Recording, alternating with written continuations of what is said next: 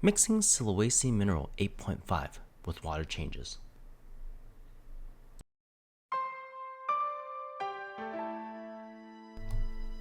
I'll provide some tips on mixing Salty Shrimp Sulawesi 8.5 along with some bonus advice.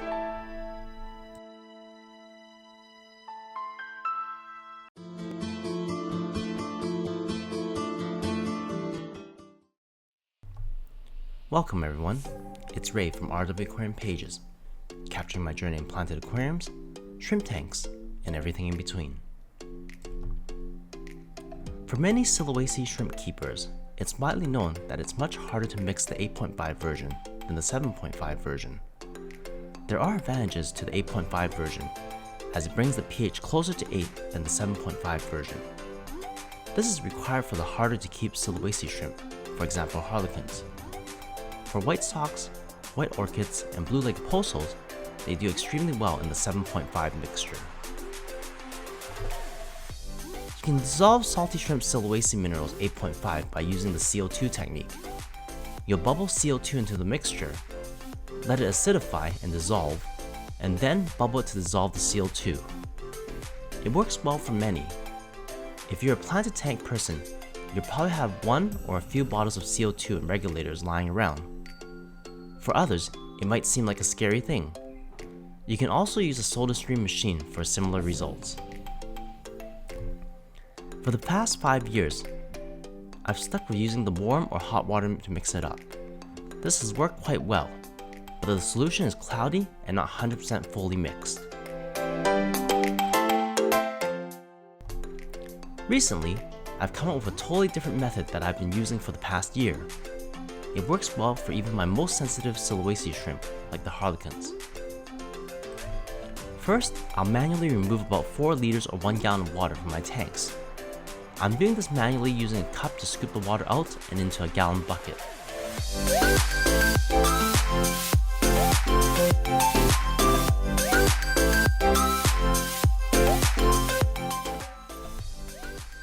Then, I'll start preparing my mixture.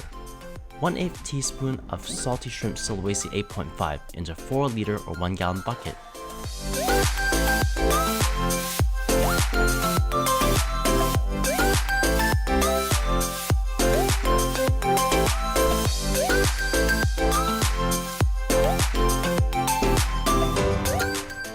Here's my secret trick, adding Seachem's Link Technica mixture to boost the pH even higher. It's closer to 8.1 to 8.4. I scoop all of this into my container, and this will bring the TDS to about 120 parts per million. Next, I'll pour in my RODI water. The water will be rushed into the gallon bucket.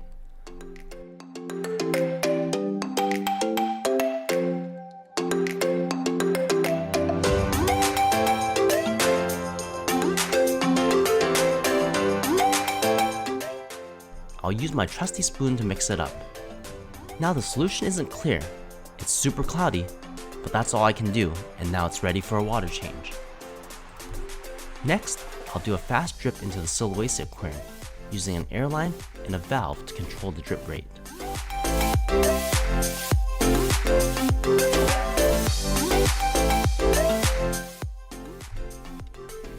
Using this method will cause the tank water to become slightly cloudy. As you can see here, about 75% of the gallon bucket has been dripped in and the water is cloudy. But within a few hours, it will clear up with proper filtration.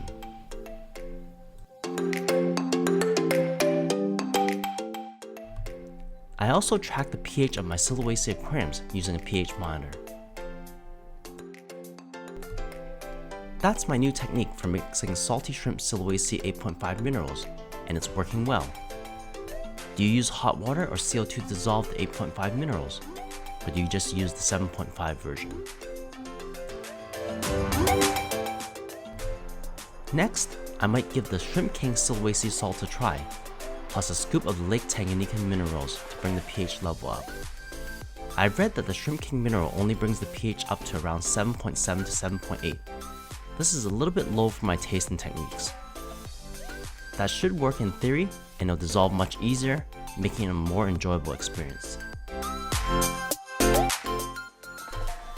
I love sharing my experiences, success and failures with everyone, and capturing my journey in planted shrimp tanks.